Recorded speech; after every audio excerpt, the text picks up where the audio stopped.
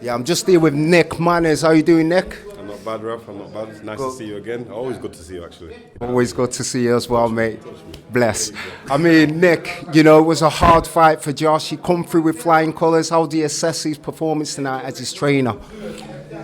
As part of his training team, I've got to turn around and say, I'm happy that we won. And he'll tell you straight, we're a bit disappointed that he let his head rule his heart a couple of times, and he could have made that a lot easier for himself. But he's a fighter, and he's an entertaining fighter. And first and foremost, I'd rather have a fighter who I have to drag back and tell slow down, rather than one I've got to push forward and say, get something done. You know what I mean? So really and truly, he's outside with 13,000 people screaming his name, willing him on, and it's hard to turn around and not get stuck in. Even when people's telling you get stuck in, you know what I mean? But that's part of the professionalism that he'll have to learn. And sometimes he'll see a gap, he'll hit the guy, and then he'll think, oh, I can give him some more. When really and truly, no, you should hit the guy, move on. Break him down. But the guy's a nice little fighter. He's a tidy boxer.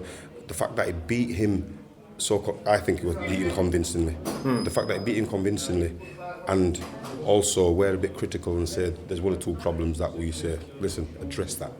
Address that. Start listening to us 100%, not 90%, because 90% you listen to us and you'll make them little mistakes and you're going to criticise yourself. Well, if you'd have listened to us first time, you'd have no room to criticise yourself at all, because I'll tell you something, you dominated a world-class kid there. It was very awkward. When you make apparently that guy put down Rigondeaux twice. Right, well, okay then. He caught Rigondeaux off balance a couple of times. But you know something? No fighter wants to go down. You don't go down for nothing. So he went down. He didn't look like putting down Josh Warrington. To me, tonight, Josh Warrington had to show that he had a very good chin. You know what I mean? Because he got caught a few times flush and just carried on. You know what I mean? I'm happy with that. It was a very dangerous fight for us because, listen, at this level now, it's like going to the rainbow, chasing the rainbow, and you're nearly there. You're nearly there. But you know something? If you take your eye off the route that you're going, you might make a mistake. At this level, mistakes are vital. One loss, one punch can make a difference. And that kid was a banger. And if he'd have been able to... Thank you very much, Doctor. Thank you. It's all right, I don't see anything. Oh, right, no problem. I was very happy. I'm happy to have got the win. I'm happy with the manner, 90% of how he did it. But there's that little 10% that we say that's improvement. And I'll tell you what it is. If you've got a fighter that doesn't need no improvement, he's not learning, is he? You know what I mean? You need to. You know what I mean? And that for me was a good learning fight. You know what I mean? I'll waffle on and I'll just say the same thing. So you ask me something. Yeah, well, you know what? I mean, he came out... exactly, I understand where you come from. He came out really strong in the first round and he put you on his toes. And it's usually people warming to the fight. It was like they started at round 6 because no one was feeling each other out, straight into it. Do you think the crowd got to him a bit? No. The crowd didn't get to him. The crowd didn't get to him until probably round 6 and all that business. And that's when he started, once in a while, maybe just hearing the crowd and fighting for the crowd, reacting a little bit like that. But we was happy as Larry with the first 6 rounds. Because we thought it dominated him. They both got stuck into each other. But our defence was right, our movement was right. You know what I mean? I just think to myself, well, after the 6th round, it turned into a bit of a fight. You know what I mean? And we didn't want to fight. But saying that, sometimes you have to show you can fight. Sometimes you have to show the man in front of you that you're not scared to fight. Because that then will back him up and make him think, well, this guy, he ain't scared to fight me.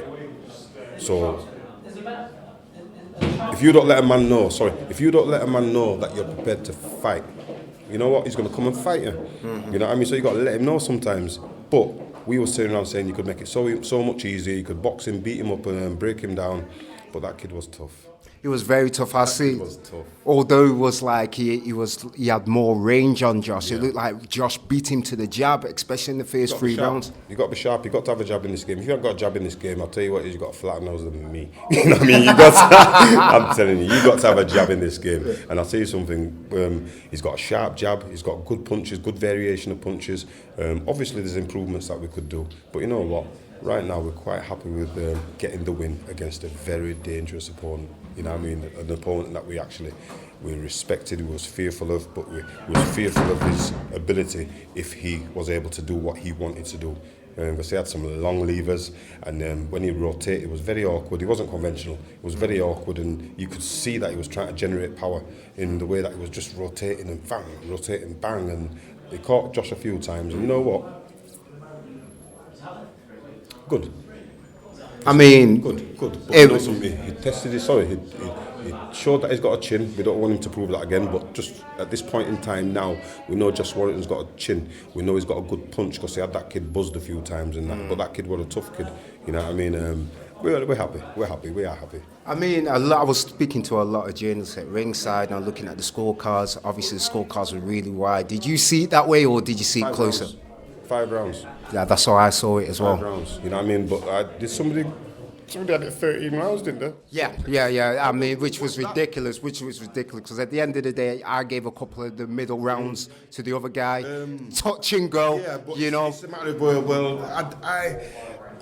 it's different. It's what you want. Yeah, it's how you look at it. But you look at it totally impartially. You know what I mean? Which is exactly how you're supposed to look at it. I look at it from Josh's point of view, and I thought maybe 2 or 3 rounds the kid might have shared, or you could give him. But I don't know. No, I'm sorry. No.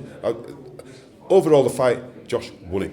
Yeah, most definitely. So the rounds and that's another situation now. But overall, Josh won the fight, and he won the battle of attrition. He won the war of attrition to a degree. Every serious exchange that went on, I thought 99% of the time Josh fired back well, just to let him know, put him in his place to a degree. You know what I mean? That guy was tough, and he was trying to draw Josh in with them shows of bravado.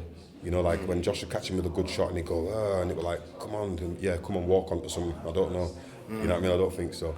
I'm happy. But it just shows that it's an exciting fight. Obviously, a massive ticket seller. He proved, obviously, he's got a good chin as well, which is the main thing. You know what it is? I'm glad, because over the past couple of years or a few years, and as we've got to different levels, we've had different accusations levelled at us. We can't punch. Tell him that. You know what I mean? I don't know what else. He can't punch, he ain't got a crowd, he ain't this, he ain't that. Listen, we're trying to tick off all these boxes. You know what I mean? I think he can punch. I know he can punch. You know what I mean? And I tell anybody, stand still and let him punch you then. You know what I mean? He can punch. He's a hurtful puncher, he's a deceptive puncher. He's got a very good engine. You know what I mean? He's got very good boxing skills. You know what it is? You tell me how many other fighters you see switching and using the feet like that. You know what I mean? Coming around the corners and that. It's not many, and that's the art of boxing. And some of the punches that he evaded, some of the punches that he blocked, that he countered, I thought that was world class. You know what I mean? And I sort of liked his style when he obviously was switching from the body to the head. Yeah, well, you know, and he was breaking him down. The rhythm and breaking him. Yeah, sorry, I didn't mean to No, he was sort of breaking him down. Obviously, he's a taller guy. He was breaking him down to the body. You can see it was getting to, because I see. But that guy looked like he was tough, though. He was tough. tough. Listen, he was tough. That guy took some licks, and a few times I saw him blanch, and I thought he was going. But you know what it is? Let me tell you something now. Boxing, pride. You know what I mean? I'll also sit around and say, listen, I hope that the people of Japan, I think it is there been an earthquake? Because I haven't seen the news, but somebody told me that there's been a... so I've heard, there's been an earthquake. You know what it is? I hope that they have a safe journey home, and that they don't go home to bad news, because really and truly, if that place had an earthquake and that, you don't know what's on their mind, and when it is, listen, this is just a boxing match. You know what I mean? These people have got the families that they might be worrying about, they've got the homes, they've got the lives and that, you know what I mean? And I hope and I pray to God that everything's all right with them. Because, as well as the beating that they got, you don't want to go home to bad rubbish too, you know what I mean? Exactly. So God willing, everything works out. So, obviously, people want to see the fight, the big fight, Selby, Hallen Road. In a village. Eh? Selby, a village, just outside Leeds. So I've heard. Lee Selby.